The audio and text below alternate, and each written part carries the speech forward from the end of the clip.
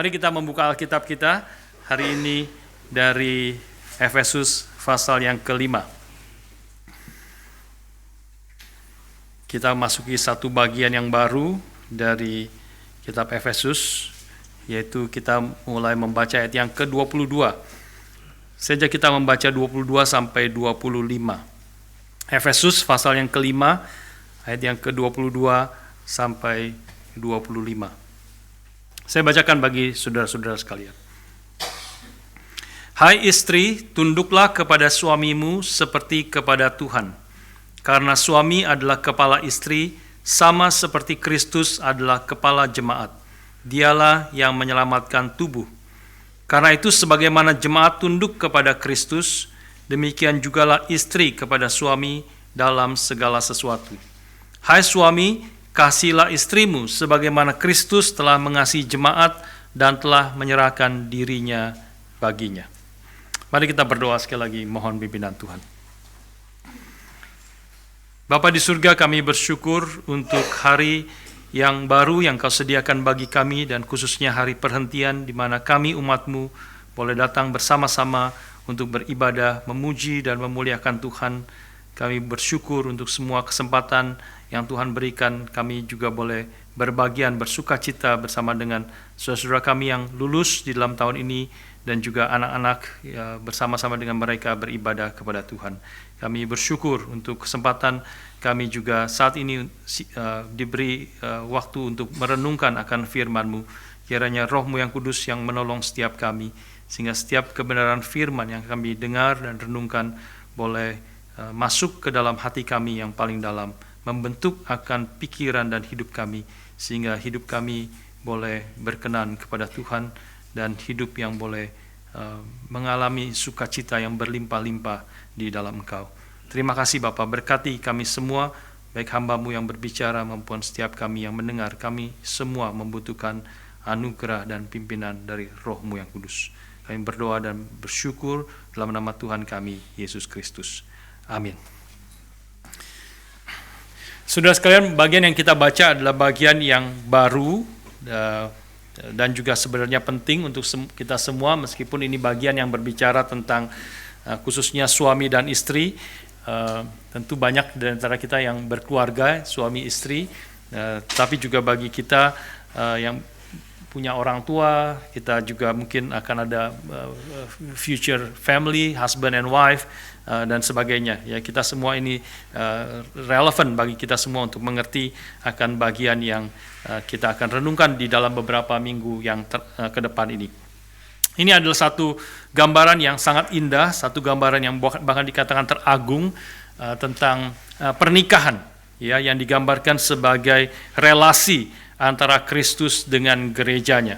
Hubungan suami istri digambarkan relasi antara Kristus dengan gerejanya. Sebelumnya tidak pernah ada gambaran seperti ini, keagungan yang melampaui daripada bahkan apapun yang ada gambaran tentang pernikahan yang digambarkan di dalam konteks pengajaran apapun. Tidak ada yang begitu indah, begitu agung, menggambarkan akan hubungan suami istri itu sebagai relasi yang agung dan penuh kasih dan penuh kemuliaan antara Kristus dengan gerejanya. Bahkan ini merupakan klimaks dari seluruh rencana Allah. Kalau kita membaca kitab Wahyu, kita mengetahui klimaksnya adalah ketika Kristus datang kedua kali. Dia adalah sang domba Allah, dan kita semua diundang untuk dalam pernikahan daripada anak domba Allah dengan gerejanya.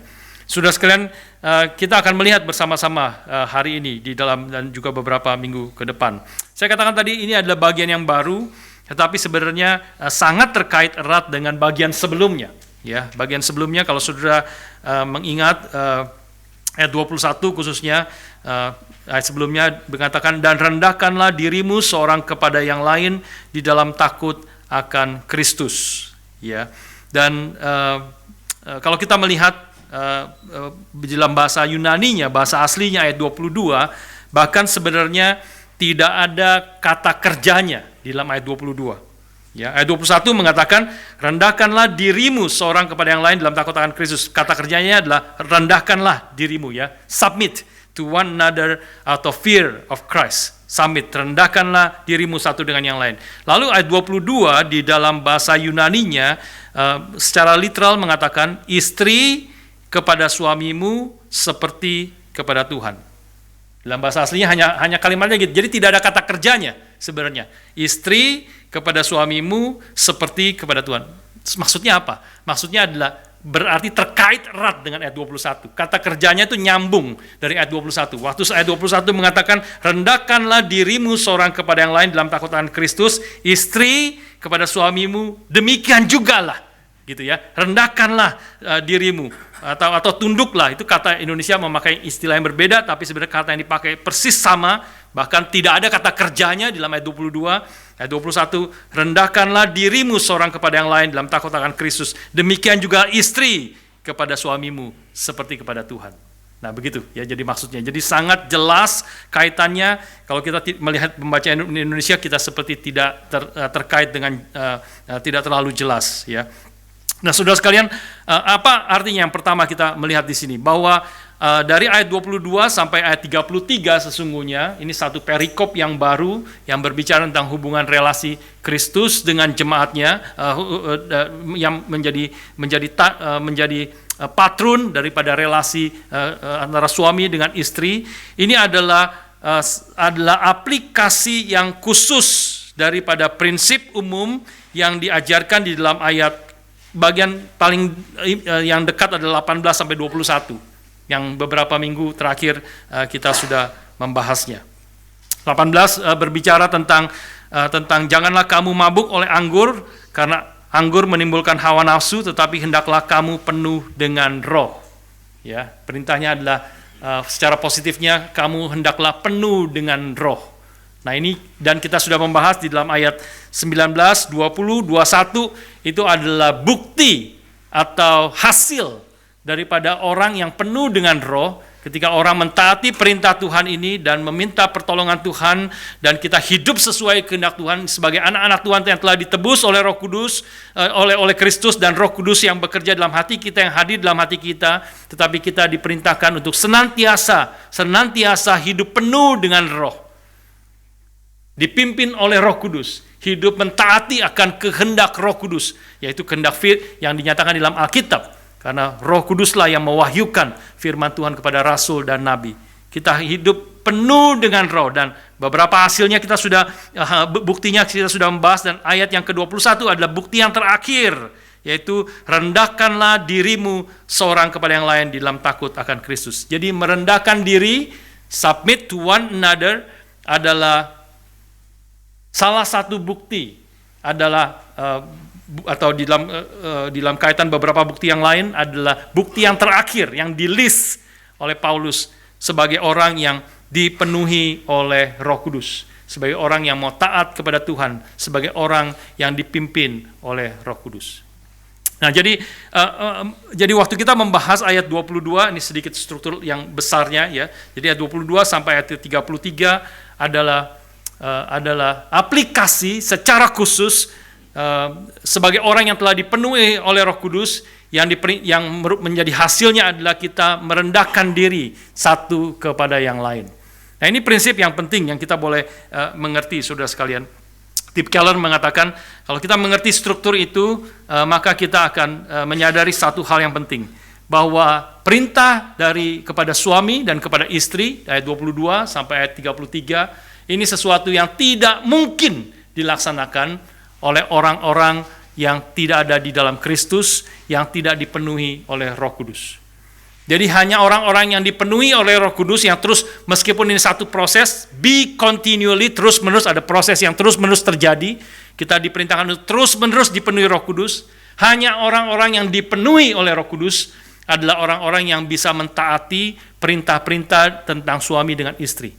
Hanya suami yang dipenuhi oleh Roh Kudus bisa melaksanakan perintah dan desain daripada Tuhan di dalam pernikahan. Hanya istri-istri yang dipenuhi oleh Roh Kudus, yang dipimpin oleh Roh Kudus, bisa melaksanakan akan perintah daripada bagian-bagian dari ayat 22 sampai seterusnya. Lalu Tim Keller memberikan satu kalimat yang penting. Dia mengatakan, kalau kita datang masuk ke dalam pernikahan sebagai orang yang kosong, kontras dengan penuh dengan Roh Kudus, Kita datang masuk dalam pernikahan dengan kehidupan yang kosong artinya adalah kita belum tahu sebenarnya tujuan hidup kita. Kosong artinya kita belum tahu arti hidup kita. Kosong artinya kita belum tahu nilai daripada hidup kita, betapa berharganya hidup kita, siapa kita, tujuan hidup kita, arti hidup kita. Kita belum tahu dan kita mau menemukan semua itu, mendapatkan semua itu di dalam pernikahan, di dalam istri kita, di dalam suami kita.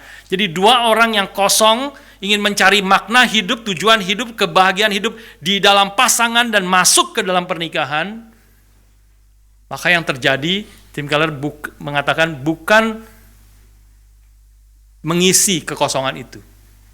Yang terjadi adalah kalau dua orang yang kosong hatinya, jiwanya bertemu, mencoba untuk menemukan isi, dipenuhi melalui relasi kasih antara sesama, antara suami dan istri, maka yang terjadi bukanlah hidup yang penuh. Yang terjadi adalah kekosongan yang lebih besar. Kekosongan yang lebih besar.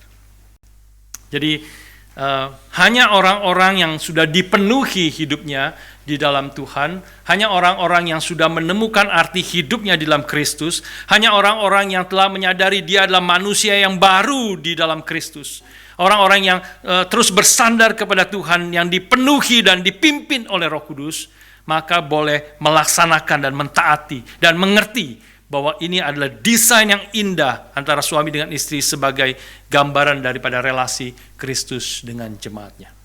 Nah, ini hal yang pertama yang boleh kita renungkan, prinsip yang bersama-sama kita melayani. Jadi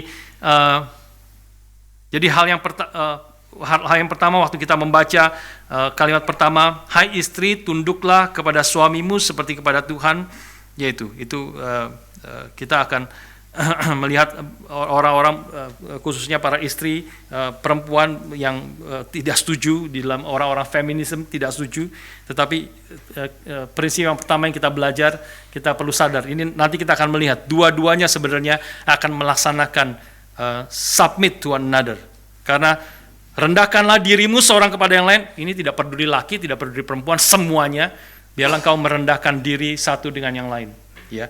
Tetapi sekarang di dalam pernikahan itu dilaksanakan secara khusus.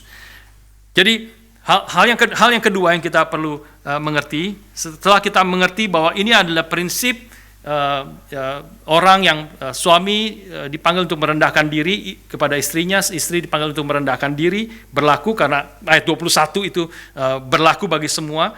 Tetapi kalau kita melihat bagian dari 22 dan seterusnya, kita harus jangan sampai kita jatuh ke dalam kesalahan yang lain.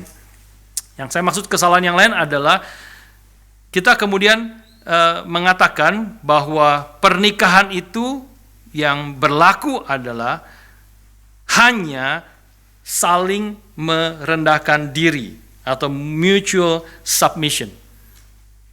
Seperti ayat 21. Jadi pernikahan itu adalah mutual submission, saling merendahkan diri satu dengan yang lain, melayani satu dengan yang lain, dan tidak ada perbedaannya antara laki-laki dan perempuan. Sama, yang penting dua-duanya mentaati, saling merendahkan diri, saling melayani satu dengan yang lain.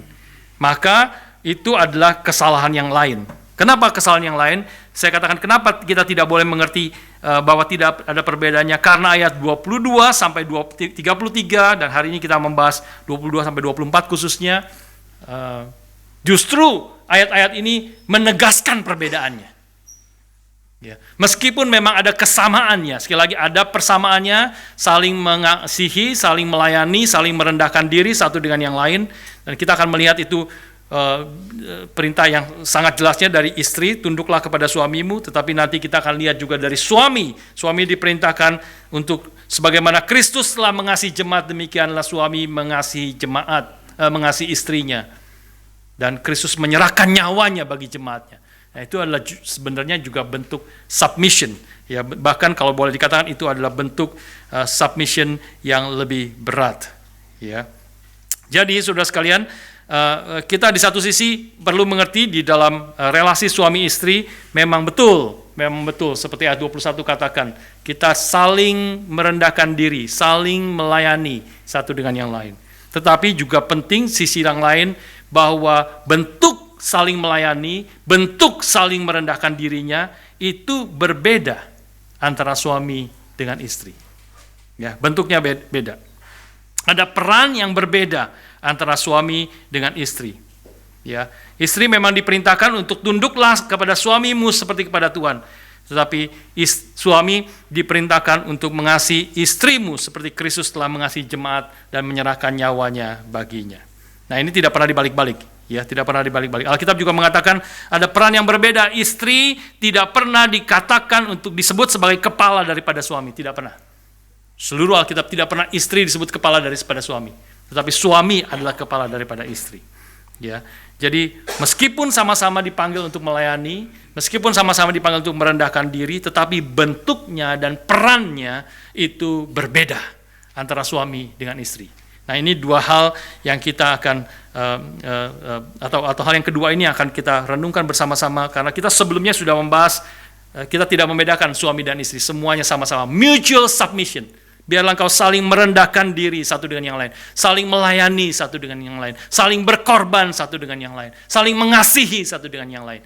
Itu semuanya sama, harus kita lakukan bersama-sama. Tetapi secara khusus di dalam suami dengan istri ada penekanan, ada role yang berbeda antara suami dan istri. Nah, khususnya kita melihat di dalam bagian ini, ya, istri diperintahkan untuk belajar dari gereja, bagaimana gereja tunduk kepada Kristus, ya, ayat ke-23. Karena suami adalah kepala istri sama seperti Kristus adalah kepala jemaat, dialah yang menyelamatkan tubuh. 24. Karena itu sebagaimana jemaat tunduk kepada Kristus, demikian jugalah istri kepada suami dalam segala sesuatu. Jadi istri, penekanannya ditekankan di sini adalah belajarlah dari gereja jemaat, ya, gereja jemaat, saudara dan saya, jemaat Tuhan, ya. Bagaimana gereja itu tunduk kepada Kristus. Nah, istri penekanannya di situ. Dia biarlah kita belajar dari jemaat, dari gereja Tuhan, kita semua, bagaimana kita tunduk kepada Tuhan kita Yesus Kristus. Tetapi suami, penekanannya adalah belajarlah dari Kristus, bagaimana dia mengasihi gerejanya. Nah, ini ada beda penekanan, ya, yang kita harus pegang dua-duanya. Ada kesamaan tetapi juga ada perbedaan, ada unity, ada diversity di sini. Hari ini kita akan secara khusus bicara, kita beberapa minggu ke depan kita akan membahas, ini adalah bagian perikop yang sering dikhotbahkan pada waktu pernikahan, tapi kita di dalam eksposisi ini kita akan membahas secara lebih detail, karena kita bukan hanya satu kali, bukan hanya setengah jam khotbah pernikahan, kita ada waktu beberapa minggu, ya, ke depan kita akan membahas dengan lebih detail dan harap kita boleh mengerti dengan lebih lengkap. Saudara sekalian, hari ini kita akan membahas secara khusus bagian pertama, istri belajarlah dari gereja, bagaimana gereja tunduk kepada Kristus, ya. Dan harap saya berusaha sebisa mungkin tidak bias, ya, di dalam pembahasan ini. Ya, saudara silakan nanti menilai. Ya, saya merenungkan ini, pasti saya sebagai suami, sebagai laki-laki, ya mungkin wah ini Pak Budi mau mengutamakan laki-laki kepada kepala gitu ya, karena dia laki-laki, karena dia suami. Tapi sebaliknya juga enggak, mungkin sebaliknya juga saya bisa biasnya justru kebalikan, saya karena membela perempuan, membela istri gitu ya, karena membela istri, karena banyak yang sekarang kita hidup dalam zaman feminisme dan sebagainya, jadi takut, ya, banyak laki-laki takut kepada istri, sehingga saya juga takut kepada istri, sehingga saya justru membela istri. Nah, saya bisa berbahaya. Harap saudara boleh perhatikan, ya, waktu saya membahas tentang istri ada kalimat-kalimat yang keras yang akan dikatakan seperti apa yang dikatakan firman Tuhan, prinsip-prinsip yang tegas yang ditegaskan. Nanti juga kita akan melihat bagaimana kepada suami ada prinsip-prinsip yang penting, yang tegas, yang keras, yang kita harus dengar juga apa yang diperintahkan oleh firman Tuhan. Saya tidak ada di dalam posisi membela suami istri, tidak ada untuk tujuan itu sama sekali. Saya ada di dalam posisi menyatakan kebenaran apa yang firman Tuhan katakan. Biarlah kita semua mendengarkan, biarlah kita semua belajar dengan sungguh-sungguh dan mau mengerti apa yang menjadi desain daripada Tuhan, baik bagi suami maupun bagi istri. Dan biarlah kita dan semua kita berespon, baik sebagai suami ataupun sebagai istri, kita beresponsnya kepada Tuhan, beresponsnya kepada kebenaran firman Tuhan. dan kita mau mentaati akan perintah firman Tuhan ini. Saudara, mari saya ajak sekarang kita melihat akan struktur, khususnya ayat 23, 22, 23, 24. Saya ajak kita melihat sekali lagi akan bagian ini. Saudara harap perhatikan ya. Ini adalah boleh dikatakan sebagai bentuknya, strukturnya ada seperti struktur yang disebut kiasmus ya. Kiasmus maksudnya adalah ayat 22 dengan 24, kiasmus atau mungkin bisa dimengerti dengan gampangnya hamburger. Ya, hamburger. Di atasnya ada roti, di bawahnya ada roti, di tengahnya ada daging, ya, atau apapun, ada ikan atau apapun, yaitu roti. Itulah hamburger, itu kiasmus, ya. Ayat 22 itu paralel dengan ayat 24. Ya, ayat 22 mengatakan, "Hai istri, tunduklah kepada suamimu seperti kepada Tuhan." Nah, ayat 24 sebenarnya diulang. Ya, karena itu sebagaimana jemaat tunduk kepada Kristus, ya, atau seperti jemaat tunduk kepada Kristus, itu kan ayat 22 seperti kepada Tuhan, ya. Tunduklah kepada suamimu seperti kepada Tuhan. Ayat 24 seperti jemaat tunduk kepada Kristus, tunduk kepada Tuhan, tunduk kepada Kristus. Kristus adalah Tuhan. Demikian juga istri kepada suami dalam segala sesuatu. Sama mirip kan, persis ya. Ya, ayat 22, tunduklah kepada suamimu seperti kepada Tuhan. Ayat 22, seperti jemaat tunduk kepada Kristus. Nah, ini ada perbedaannya, jemaat ya, jelas ya. Sebagai jemaat, tunduk kepada Kristus, demikian juga istri kepada suami dalam segala sesuatu. Nah, ayat 23 adalah alasannya. Ini fondasinya, reasonnya, atas perintah ini. Atas perintah supaya istri tunduk kepada suami seperti jemaat tunduk kepada Kristus. Alasannya adalah ayat 23. Karena suami adalah kepala istri, sama seperti Kristus adalah kepala jemaat. Ya. Kenapa tunduk? Kenapa perintah tunduk? Alasannya adalah karena suami adalah kepala istri, sama seperti Kristus adalah kepala jemaat, dialah yang menyelamatkan tubuh. Nah, ini yang kita dengan mengerti ini kita boleh melihat beberapa hal ya. Yang pertama adalah arti seperti kepada Tuhan. Hai istri, tunduklah kepadamu seperti kepada Tuhan. Kata seperti itu artinya, salah satu pengertian dari seperti adalah bukan. Ya, seperti artinya justru bukan.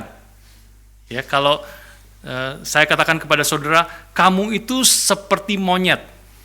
Nah, saudara bisa marah sih, gitu ya, bisa marah. Kamu itu seperti monyet, mukamu itu seperti monyet. Wah, saudara bisa marah. Tapi saudara lebih marah mana? Dikatakan seperti monyet atau kamu tuh mukanya seperti orang? Justru harus lebih marah yang kedua, bukan? Harus lebih marah yang kedua. Waktu kamu dikatakan kamu tuh seperti orang, kamu mengatakan saya bukan orang, gitu.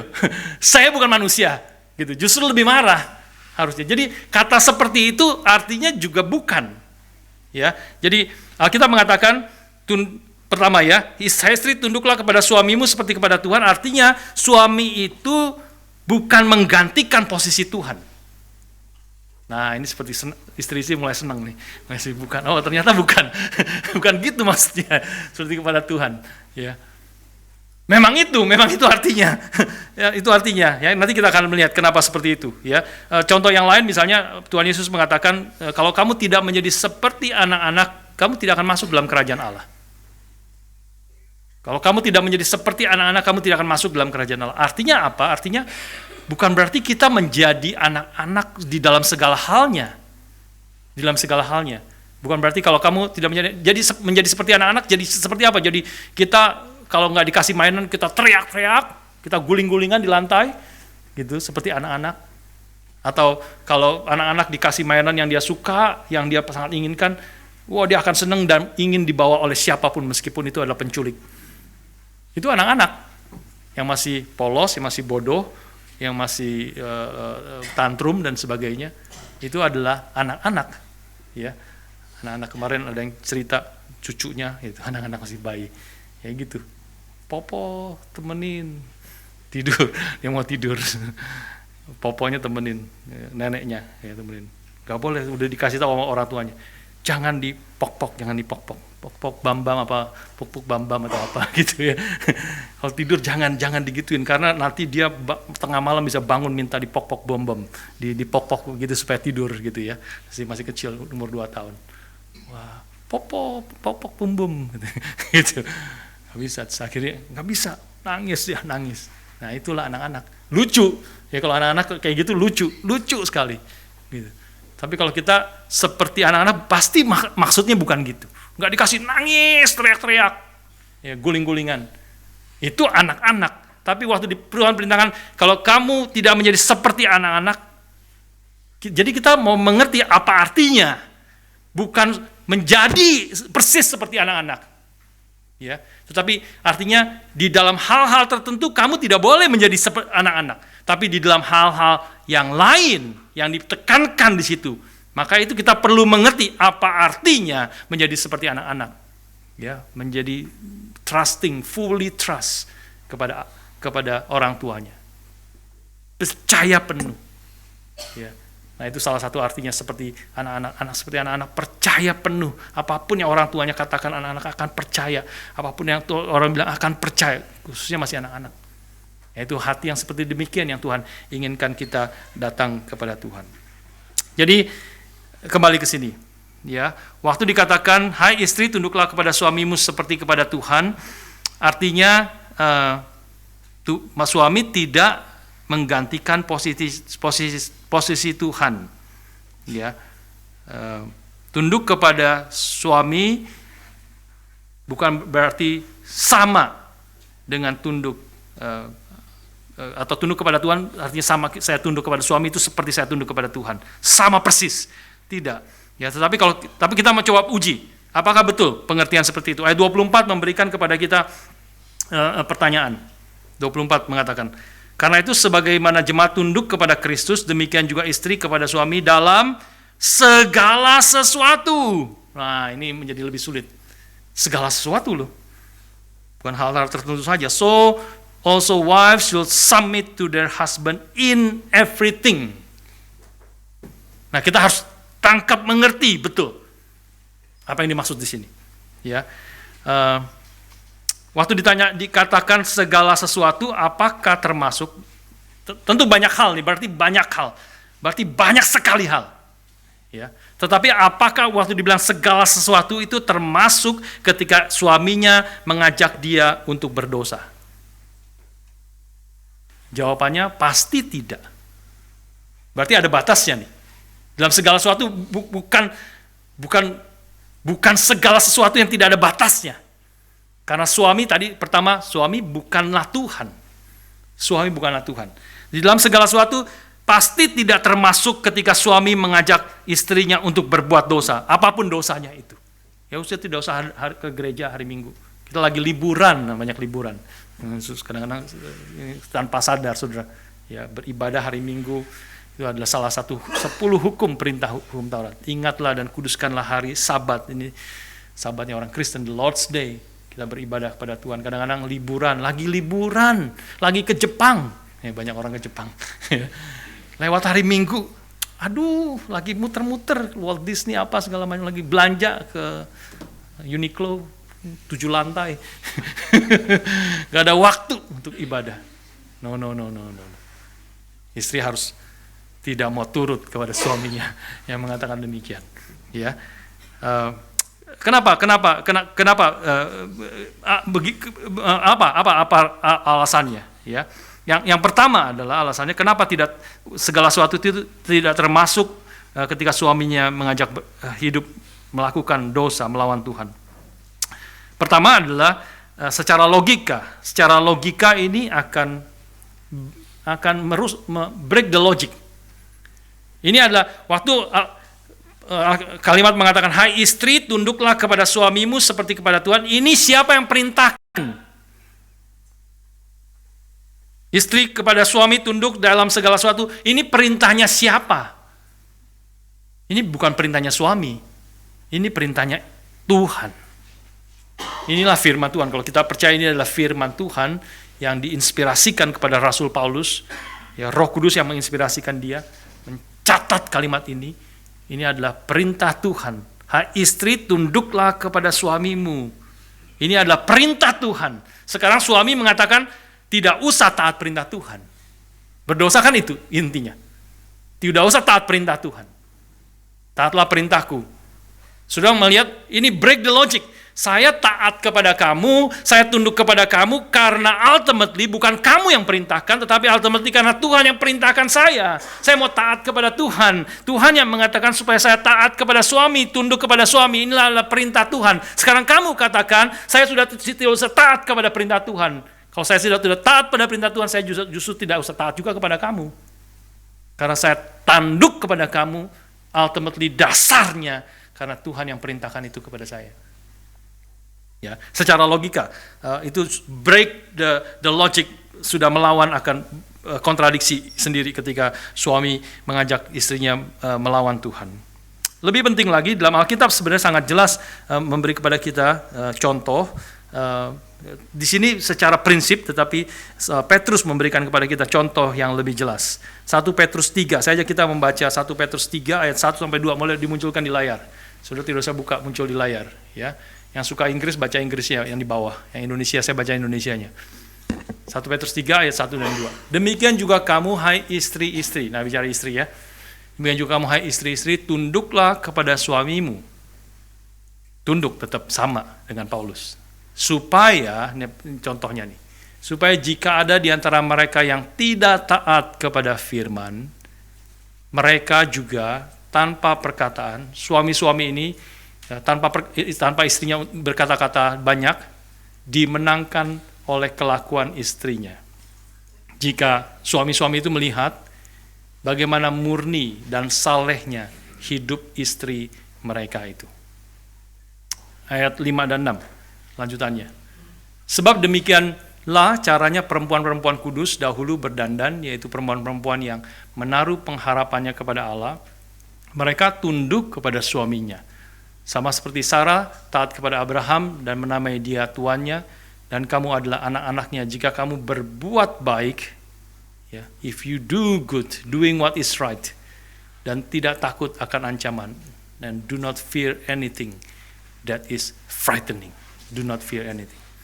Balik ke ayat 1 dan 2, 1 Petrus 3. Ya, jadi saudara melihat di sini contoh ayat ini. Jadi ini adalah suami istri. Istri diperintah untuk tunduk kepada suami, tetapi ada suami, konteks contoh yang real, ya, suami ada yang tidak taat kepada firman. Ini bisa orang Kristen, bisa juga mungkin lebih banyak kemungkinan bukan orang yang Kristen, belum percaya kepada Tuhan. Jadi mereka mungkin sudah menikah sebelum percaya, kemudian istrinya menjadi percaya, menjadi orang Kristen, lahir baru, Roh Kudus, dipimpin Roh Kudus. Sekarang suaminya tidak taat kepada firman. What shall she do?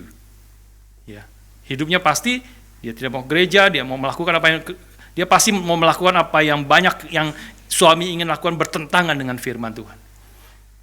Nah, maka istrinya diperintahkan tunduk, tetap tunduk kepada suaminya. Tetapi bukan dengan mengikuti, tunduknya ini bukan dengan mengikuti apapun yang diinginkan suaminya. Jelas di sini adalah dia tidak mengikuti keinginan suaminya untuk hidup melawan firman. Sebaliknya, tanpa perkataan dia berusaha dengan doa, dengan bersandar kepada Tuhan, dengan perbuatannya yang baik, melakukan apa yang benar, istrinya menginginkan supaya dia memenangkan suaminya. Bukan dia mengikuti suaminya di dalam dosa, tetapi dia berusaha supaya suaminya mengikuti dia di dalam kebenaran, mengikuti Tuhan. Ya, supaya suaminya itu dimenangkan oleh kelakuan istrinya, jika mereka melihat bagaimana murni dan salehnya hidup istri mereka itu. Ya, jadi ini hal yang kita boleh melihat.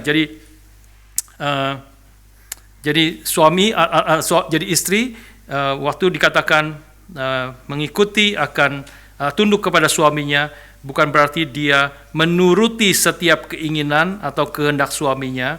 Nah, ini definisinya ya. Tetapi apa artinya? Artinya dia memiliki sikap hati atau John Piper bicara istilahnya disposition, ya.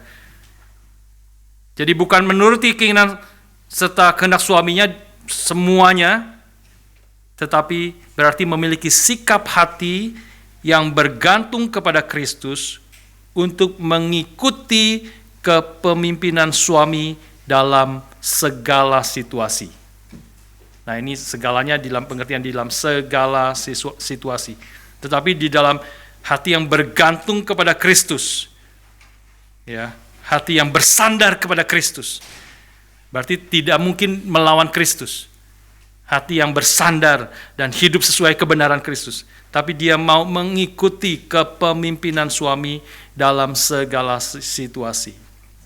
Dalam segala situasi artinya, ini istri-istri perhatikan, ini adalah firman Tuhan. Ya, ini bukan perkataan saya, ini bukan perkataan suamimu, ini perkataan firman Tuhan. Biarlah engkau memiliki sikap hati. Engkau memang tidak diperintahkan untuk taat di dalam menuruti setiap keinginan atau kehendak suamimu, khususnya ketika kehendak dan keinginan suamimu melawan Tuhan. Kau tidak mengikuti dan bahkan seharusnya tidak mengikuti. Tetapi berarti tunduk kepada suami berarti memiliki sikap hati, disposition of heart, sekali lagi, yang bergantung kepada Kristus, yang bersandar kepada Tuhan, untuk mengikuti kepemimpinan suami dalam segala situasi. Artinya tidak ada situasi yang kamu katakan, no, tidak. Hanya situasi ini, karena ini, kalau hanya suami begini, ada syaratnya, saya baru mau mentaati suami. Tidak, di dalam segala situasi. Tapi juga dengan sikap hati yang bergantung kepada Tuhan. Sikap hati di sini tekankannya, bukan di dalam perbuatannya. Karena bisa perbuatan yang sepertinya melawan suami. Itu tadi misalnya, suami tidak mengajak melakukan apapun, segala dosa, apapun. Ya. Dan saudara akan katakan tidak. Saudara katakan tidak, tetapi dengan sikap yang juga tunduk. Kita bisa mengatakan tidak kepada suami dengan cara yang hormat dan tunduk. Bukan melawan dia, bukan saudara nanti menjadi salah lagi. Ini adalah perintah Tuhan sekali lagi bagi istri. Apapun yang kau lakukan, biarlah kau mendengar apa yang firman Tuhan katakan. Istri, biarlah kalau suamimu mengajak engkau untuk berbuat dosa, hidup di dalam dosa, melawan kehendak Tuhan, maka engkau bisa katakan,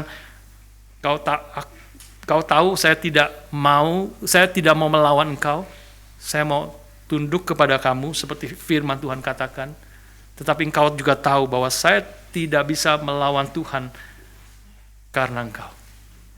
Saya tidak bisa melawan Tuhan, karena Tuhan tetap adalah ultimate authority. Dia the greatest authority. Kita harus tunduk sepenuhnya. Tuhan adalah juru selamat kita, dia adalah Tuhan kita. Ya, setiap istri harus memiliki ultimate authority-nya kepada Tuhan. Tetapi ini perintah Tuhan untuk saya taat kepada suami. Jangan paksa saya mau taat kepada kamu, saya mau tunduk kepada kamu. Tapi jangan paksa saya untuk melawan kau. Karena kamu perintahkan saya melawan Tuhan yang adalah Tuhan dan Juru Selamat saya.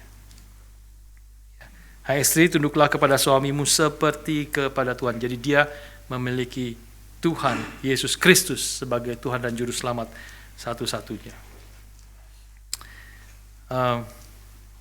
Jadi bagaimana kita istri melakukan ini? Ya, istri melakukan ini.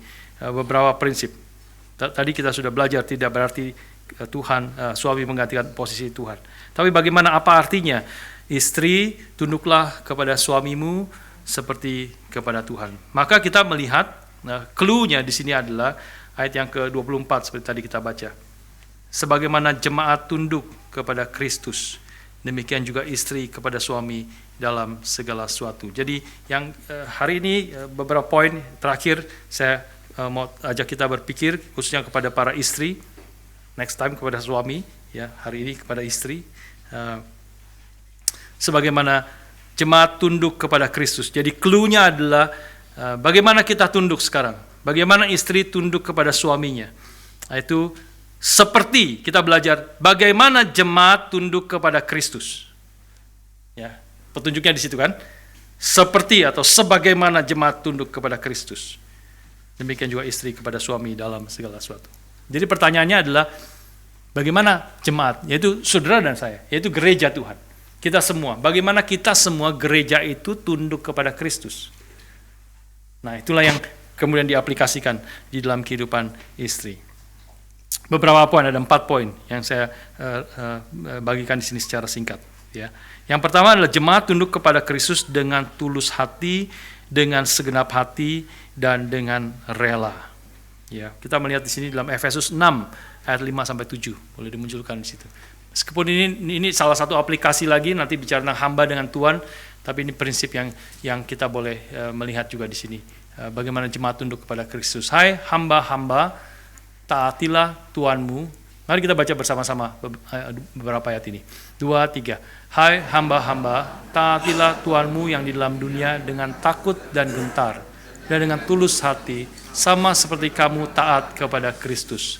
Jangan hanya di hadapan mereka saja untuk menyenangkan hati orang, tetapi sebagai hamba-hamba Kristus yang dengan segenap hati melakukan kehendak Allah, dan dengan rela menjalankan pelayanannya seperti orang-orang yang melayani Tuhan dan bukan manusia. Ya sudah, meskipun ini konteksnya hamba dan Tuhan, nanti kita naik berapa minggu ke depan akan membahas itu sampai di situ. Tetapi sudah lihat juga ini prinsipnya adalah seperti kaitan dengan antara jemaat kepada Tuhan. Hamba-hamba di dunia takut dan gentar dengan tulus hati. Saya mau tekankan situ ya, dengan tulus hati, with sincere heart. Sincere heart, ya, seperti kamu taat kepada Kristus. Jangan di hadapan mereka saja untuk menyenangkan hati orang, tetapi sebagai hamba-hamba Kristus yang dengan segenap hati, but servant of Christ doing the will of God from the heart, melakukan kehendak Allah from the heart, dengan segenap hati. Ayat ke-7, dan dengan rela, rendering service with a good will, a willing heart, as to the Lord and not to man. Nah, ini tunduk kepada Kristus, jemaat tunduk kepada Kristus adalah kita diperintahkan untuk tunduk dengan tulus hati, dengan sincere heart, with dengan segenap hati, ya, from the heart, ya, dan juga dengan rela, with dengan rela itu with a good will as to the Lord. Nah, sudah pikir ya, inilah jemaat diperintahkan untuk tunduk kepada Kristus dengan sepenuh hati, dengan tulus hati, sincere, dengan rela, goodwill kepada Tuhan. Yang kedua, kita tunduk kepada Kristus juga dengan penuh sukacita, joyfully. Roma 12 ayat 8. Ini hanya contoh-contoh, ada banyak sekali di dalam Alkitab sebenarnya tentang poin-poin ini, ya, hanya beberapa contoh saja. Dengan sukacita. Tunduk kepada Kristus dengan sukacita. Roma 12 ayat 8 mengatakan, sekali lagi baca bersama-sama, jika karunia untuk menasihati, baiklah kita menasihati. Siapa yang membagi-bagikan sesuatu, hendaklah ia melakukannya dengan hati yang ikhlas. Siapa yang memberi pimpinan, hendak ia melakukannya dengan rajin. Siapa yang menunjukkan kemurahan, hendaklah ia melakukannya dengan sukacita. Khususnya bagian yang terakhir ya, ada banyak bagian, tetapi dengan yang terakhir, with zeal to the one who does act of mercy, yang melayani, ya, menunjukkan kemurahan, melayani with cheerfulness, with joyfulness, ya, joyfully melayani. Tunduk, melayani, artinya dengan tulus hati, segenap hati, juga dengan sukacita. Tuhan tidak mau kita melayani dengan terpaksa, ya, dengan terpaksa. Dia ingin keluar dari hati kita dan dengan sukacita kita melayani Tuhan. Yang ketiga, dengan kasih. Kita melayani dengan kasih. Yohanes 14 ayat 15 salah satu contohnya. Yohanes 14 ayat 15, perkataan Tuhan Yesus mengatakan, jikalau kamu mengasihi aku, kamu akan menuruti segala perintahku. Ya, jadi kita melakukan perintah Tuhan karena kita mengasihi Tuhan. Kita mau mentaati perintah Tuhan, termasuk perintahnya di sini, tunduklah kepada suamimu seperti kepada Tuhan, karena kita pertama-tama mengasihi Tuhan dan kemudian juga mengasihi sama. Semua tindakan, perbuatan kita lakukan karena kasih kepada Tuhan dan kasih kepada suami kita. Yang keempat, terakhir, ya, bagaimana istri tunduk kepada suami dengan menyadari dan percaya penuh bahwa perintah ini adalah sesuatu yang baik bagi saya. Ya, sekali lagi, bagaimana istri tunduk kepada suami adalah dengan menyadari dan percaya penuh bahwa perintah untuk tunduk ini adalah sesuatu yang baik untuk saya. Yaitu kita kaitkan dengan sebelumnya, waktu bicara tadi saya sudah bahas, ini adalah bentuk tunduk, bentuk melayani, merendahkan diri satu dengan yang lain adalah bukti atau tanda orang yang dipenuhi Roh Kudus. Jadi kalau engkau melayani tunduk, artinya engkau membuktikan, menyatakan engkau adalah orang yang dipenuhi oleh Roh Kudus. Engkau orang yang dipimpin oleh Roh Kudus. Orang yang menemukan akan sukacitanya di dalam Tuhan. Ini baik bagi kita, baik bagi saudara, karena berarti juga ketika kita ada di dalam Tuhan, kita melayani Tuhan, kita akan menjadi sebagaimana kita yang sesungguhnya. Ya, istri atau wanita menjadi seperti diri yang sesungguhnya, yang terbaik dari dia, yang sesuai dengan kehendak Allah. Ya, kalau Tuhan rencananya, kehendaknya selalu adalah yang terbaik bagi kita, dan kita mau taat kepada Tuhan, maka itu adalah yang terbaik bagi kita, dan kita menjadi suami dan istri, khususnya di sini istri yang sesuai dengan kehendak Tuhan, dan itulah hidup yang terbaik, hidup yang sesungguhnya. Karena kita hidup sesuai dengan kehendak Tuhan. Dan jadi yang keempat ini adalah menyadari, percaya bahwa perintah Tuhan ini adalah sesuatu yang baik untuk saya. Jadi boleh disimpulkan hari ini, saya secara khusus katakan kepada istri-istri, ya, suami-suami tunggu, saudara istri-istri jangan tungguin giliran suami-suami kena nanti. Jangan tunggu, tapi biarlah para istri dan wives to be, ya, sudah mulai pikir. Ini perkataan Tuhan kepada saudara, para istri. Para istri, hai istri-istri, tunduklah kepada suamimu, bukan kepada suami orang lain, ya, kepada suamimu. Ya, ini tekankan, submit to your own husband. Jadi perintah ini khususnya di dalam suami istri, ya, to your own husband. Tapi dengarkanlah perkataan Tuhan, tunduklah kepada suamimu seperti kepada Tuhan. Artinya bagaimana engkau berelasi dengan suamimu, itu menunjukkan bagaimana engkau berelasi dengan Tuhanmu. Bagaimana engkau memperlakukan suamimu, itu menunjukkan hatimu, kerohanianmu. Apakah engkau memperlakukan Tuhanmu seperti itu? Dengan semua apa yang sudah kita mengerti, tidak persis 100%, suami bukan menggantikan Tuhan, tetapi perintah ini adalah benar. Kita diperintahkan untuk tunduk dengan tulus hati, dengan segenap hati, dengan rela.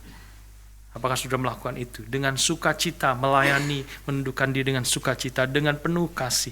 Dan menyadari, aku melakukan ini, mentaati karena ini baik buat saya. Ini adalah rencana Tuhan yang terbaik buat saya. Jadi bagaimana engkau berelasi dan memperlakukan suamimu, itu menunjukkan bagaimana engkau berelasi dengan Tuhanmu. Ini pertama-tama bukan masalah engkau dengan suamimu. Pertama-tama masalah engkau dengan Tuhanmu. Suami adalah menjadi bukti yang nyata. Kita berelasi dengan Tuhan bagaimana? Bagaimana berelasi dengan Tuhan? Tuhan yang seperti tidak kelihatan. Sekarang Tuhan perintahkan, suami adalah kepala istri. Tunduklah kepada suamimu seperti kepada Tuhan. Apa yang anak-anakmu lihat? Jadi satu refleksinya untuk kita mengerti ini. Apa yang anak-anakmu dan orang lain di luar sana yang belum percaya kepada Tuhan, yang melihat ketika engkau, bagaimana sikapmu kepada suamimu? orang luar dan anak-anakmu lihat? Apakah mereka melihat, oh, how beautiful menjadi orang Kristen, how glorious, betapa indahnya, betapa mulianya, betapa berharganya, berapa sukacitanya kita menjadi orang Kristen. Saya teringat salah satu perkataan Eugene waktu di dalam rapat hamba Tuhan dan sebagainya. Saya waktu itu ditanya, ada Eugene juga, tentang kenapa banyak orang dari pemuda-pemuda menjadi hamba Tuhan, menyerahkan diri menjadi hamba Tuhan pendeta di sini. Ada sekitar 11 selama 19 tahun terakhir ini, ya, ada 11 hamba Tuhan, pemuda-pemudi yang menyerahkan diri menjadi masuk sekolah teologi hamba Tuhan, termasuk pendeta Lim Yijin yang hari ini menjadi juga hamba Tuhan di tengah-tengah kita. Dia kemudian privately share kepada saya, bicara tentang ada beberapa hal, beliau bicara, tapi ada satu hal yang dikatakan, salah satunya adalah saya melihat sukacita di dalam melayani Tuhan. Dari Pak Budi saya belajar banyak. Saya melihat sukacita di dalam melayani Tuhan, bukan dengan beban, bukan dengan susah, bukan dengan terpaksa, tapi dengan sukacita melayani Tuhan. Itu mendorong dia.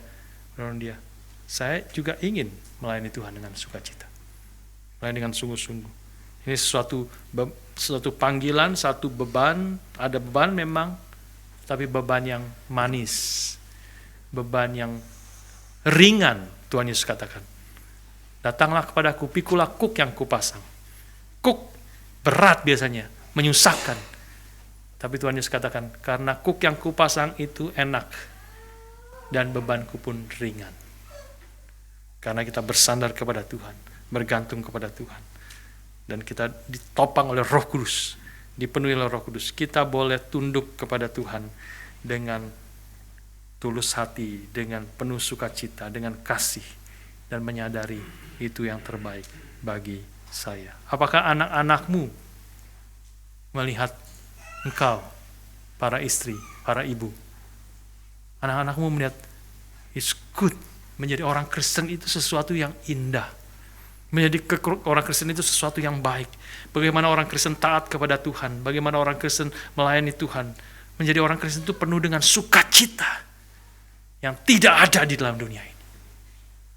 Apakah anak-anakmu melihat keindahan, keagungan daripada gereja Tuhan yang tunduk kepada Kristus, yang melayani Tuhan? Biarlah kita semua belajar, kita semua bertumbuh, khususnya hari ini para istri. Tobat. Kalau anak-anak sudah tidak bisa, secara jujur mereka kalau ditanya, saya tidak bisa melihat mama bertindak kepada papa seperti itu. Saya tidak bisa melihat betapa sukacitanya, betapa indahnya orang Kristen itu melayani Tuhan, tunduk kepada Tuhan. Kalau anak-anak kita tidak bisa mengatakan itu tentang engkau, para istri, biarlah engkau minta pengampunan Tuhan, dan Tuhan minta belas kasihan daripada Tuhan.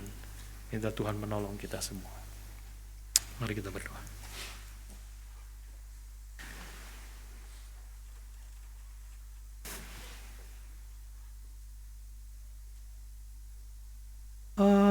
Aku berserah,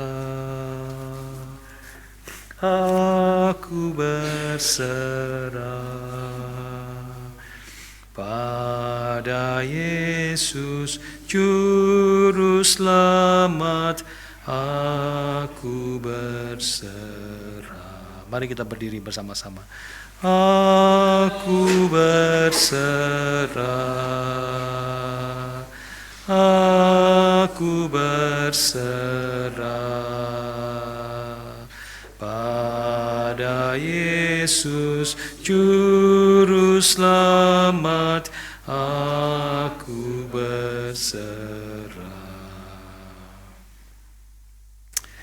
Bapa di surga, kami berdoa untuk setiap ibu-ibu, istri-istri yang ada di gerejamu di tempat ini, dan bahkan yang ada di gereja Tuhan di segala tempat.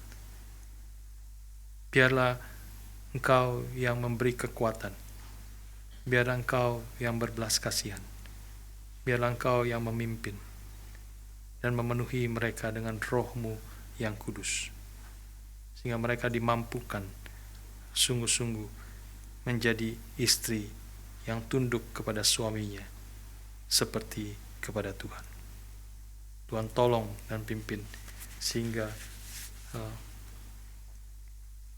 kehidupan pernikahan kami jadi satu pernikahan yang sungguh mempermuliakan nama Tuhan.